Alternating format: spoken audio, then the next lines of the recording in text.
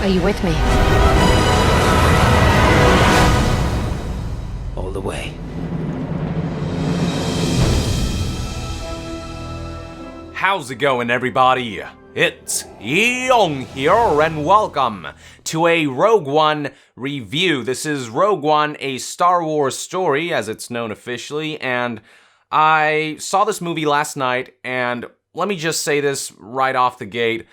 I fucking loved it. It was awesome. It was, I hadn't gotten that feeling of the giggles in my body for a long time watching a Star Wars movie, and man, this movie, had its flaws, but shit, it delivered. So for those who don't know what this movie's about, if you've been living under a rock or something, this movie essentially is the lead up to Episode 4, A New Hope. It tells the tale of how the blueprints of the Death Star came to be leaked, how they found that flaw in the system that allowed Luke Skywalker to destroy it at the end of Episode 4, and it's kind of like a filler story, but it's such good filler story that I have to recommend everyone who is remotely interested in Star Wars to watch it. So the story mainly revolves around this character, Jyn Erso, who is the daughter to Galen Erso, who played a pivotal role in the construction of the Death Star. Now, of course, there's more to the story than meets the eye, but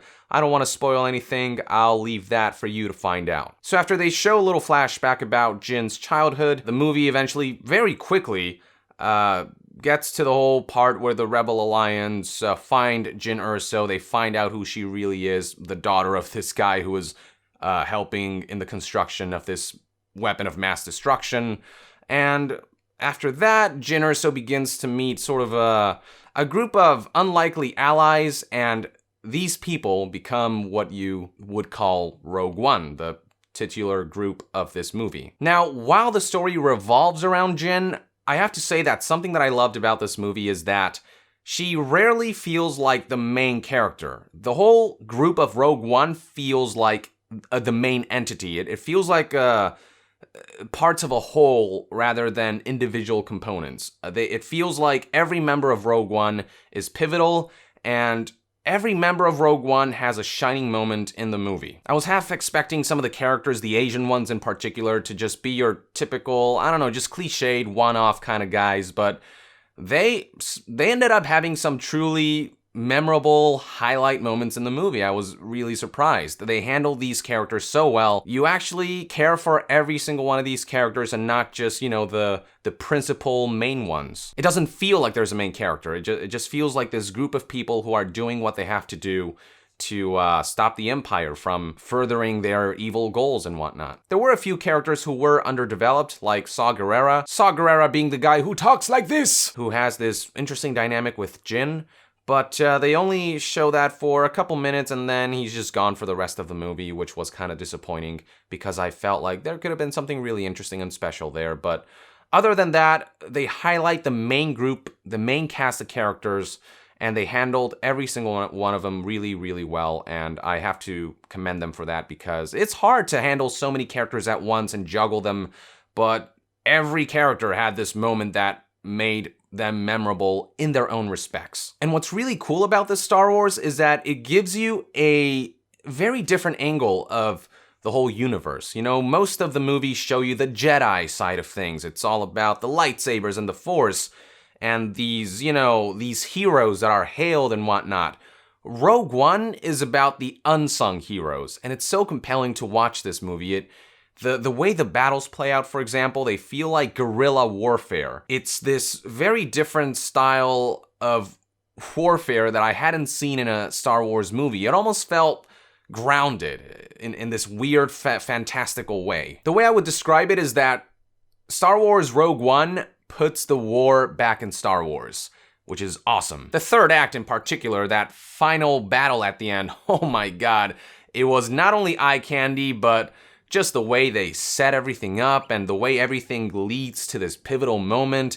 And I'm like at the edge of my seat, despite knowing that they're kind of gonna succeed. You don't know what sacrifices are gonna be made along the way. It was super intense. The battles were majestic. I was surprised to find myself feeling such tension despite knowing what was gonna happen. Like, the journey is still something that is untreaded territory, if you will. Just an incredible final act. I can't compliment that final part of the movie enough. Another thing that this movie shows from a different angle is the Force. So when you think of the Force, you usually think of superpowers, right? You think of force choking or lifting things up with your mind or controlling or influencing someone to do your bidding or what have you, force lightning. You think of these powers, but the Force is at its core this invisible force. And it's a side of the Force that I feel like we don't see enough of, and Rogue One kind of puts an emphasis on that aspect of the Force. Like, you do see the Force being used actively once in a while here and there throughout the movie, but for the most part, it's represented as this invisible force because the perspective is from these people who aren't force wielders. And there's this one great moment in the movie where one of the characters who is a force believer but doesn't necessarily wield the force, he kind of just goes on what you would consider just a suicide move, but in that moment he becomes so entranced with his faith in the force that while you don't obviously perceive the force in that moment, you almost believe that the Force is doing something there as this invisible thing. It's very ambiguous as to whether the Force was doing this or if whatever happened was sheer luck, but now in that moment you get the sense that, okay, this is what the Force is. It's this invisible thing that doesn't always have to be superpowers. It can be this thing that aids for the faithful when it feels like it needs to influence the situation at hand. I don't know, you'll know what I mean if you watch the movie, but just know that there's this really interesting angle to the Force that they don't show enough, that they kind of put an emphasis on briefly, and it's just such a cool moment that gave me a new perspective on the Force, which is really cool. Now, alongside the group of main characters, you also have the villains, and the villains are great in this movie. I mean, the movie does a great job of giving you the full scale of the might of the Empire. I mean, these guys are just pieces of shit, and you see it. They show you full out what the Empire is all about. Orson Krennic is great, the guy wearing white, the official. He's sort of your typical Imperial villain, but I feel like when it comes to this movie, that's all it really needed. This character won't blow your mind by any means, but he is formidable enough that you do get a sense of peril and urgency throughout the movie. I also have to give a huge shout out to the way they handled the Death Star. I keep talking about how this movie gives you a different perspective on things, and the same applies with the Death Star. In the original trilogy, we got to see what this device of mass destruction was capable of from afar, but in this movie, they show you what it's like to be fired by the Death Star. Like, the people are there on the planet itself, and they do such a great job in just really showing you the scale of destruction that this weapon can achieve. You really get a sense for why the Death Star is so fearsome in a way that you couldn't in previous movies. Alongside new villains, you do get to see old villains again, and among them, and this is not a spoiler because it was in the trailers, is Darth Vader, and he's not a lot in the movie. He's in very few scenes, but let me tell you, the scenes that he is in, holy shit, he steals the spotlight so hard, drops a few mics. I don't know, man, just those scenes alone made Rogue One worth it for me. I love Darth Vader, and just seeing how fearsome he is one more time in a new light was just incredible. It was awesome. I thought Darth Vader was going to be phoned in. He could have easily just been implemented in there for promotional purposes, just have him say a line or two and then that's it. But no, they did right by the character. They showed just enough of him to please the fans. And that's something that this movie gets right, I think. Fan service. There is definitely a significant amount of it, but just enough that it'll please the fans but not become silly. Because once you add too much fan service, it becomes a little too much and it's detrimental to the story. But Rogue One walks a fine line, and they do a great job of that. It's a great mix of nostalgia and just a lot of new angles and new elements that you haven't seen in any other Star Wars movie. And that's really my favorite part about Rogue One, that they show such a different side to Star Wars, from the guerrilla warfare to the fact that they spotlight the unsung heroes. I mean, Luke is great and all, but without Rogue One, Luke could not have achieved what he did at the end of Episode 4. He could not have exploited the Death Star, the weakness in the Death Star to destroy it. Rogue One was such a pivotal aspect, and they kind of get mentioned in Episode 4, but you really won't get an idea for how much struggle and sacrifice went into obtaining the plans or the blueprints to the Death Star until you watch Rogue One, and they do such a great job in highlighting that aspect, that notion of it took a lot to make this happen. And it gives you a whole new perspective on the universe. So I've been complimenting this movie left and right, but there are a couple of criticisms.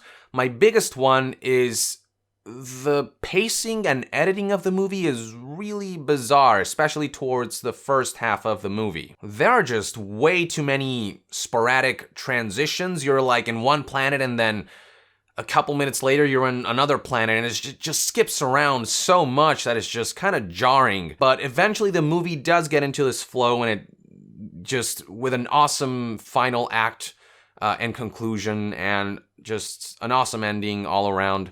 But just that first half of the movie is paced so weirdly that it doesn't flow quite as well as I would have liked it to. Another criticism that I have is that they just shove the theme of hope down your throat constantly throughout this movie. It's like, I get it, movie. I get that you're leading into this other movie called A New Hope. Haha, I get what you're doing, but it gets a little cheesy at times when they keep using the word hope in some of their lines, some of their dialogue. It gets a little too much. I almost have expected some of the characters to say hope and then look at the camera and go, am I right? Very nitpicky, not a huge deal, but just something that I noticed. Other than that, though, I mean, I can't think of anything else that I was displeased about with the movie. This was the Star Wars movie that I wanted, the one that I needed, and the folks did such a great job with it. It's definitely like filler story, but it's such good filler story that if you are in any way interested in Star Wars, just remotely, you owe it to yourself to watch this movie and witness the epicness that it is. Just a lot of great, bold choices that panned out, and with just enough nostalgia sprinkled in there to please older fans. Just a great balance all in all. So that's it for my review of Star Wars Rogue One, or Rogue One, A Star Wars Story. Thank you for tuning in. I hope I have swayed you in some way, shape, or form, whether you should go watch this movie or not. Definitely do so if you like Star Wars, I'd say. Let me know in the comments below what you think about the movie, if you've already watched it, or come back later and then drop a comment below. I'd love to hear your thoughts and opinions, and to be further updated on all things movie reviews, stay tuned right here on Young Yeah. I'll see you guys next time. Young out!